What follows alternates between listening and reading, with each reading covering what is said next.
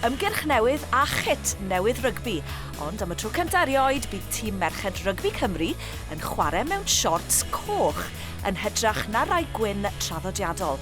Mae'n gam pwysig yn enwedig i'r merched sy'n poeni tra bod nhw ar eu mislif. Mae lot o ferched ddim yn chwarae neu ddim moyn wneud chwaraeon, so mi'n jyst yn rhoi fe mas na bod ni yn gallu chwarae pan ni ar y period hefyd.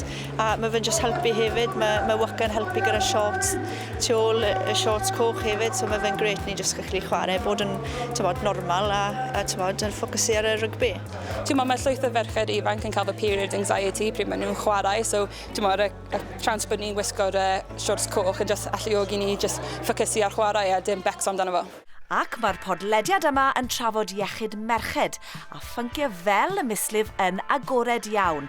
A dyma'r tips gorau i unrhyw un sydd falle'n poeni.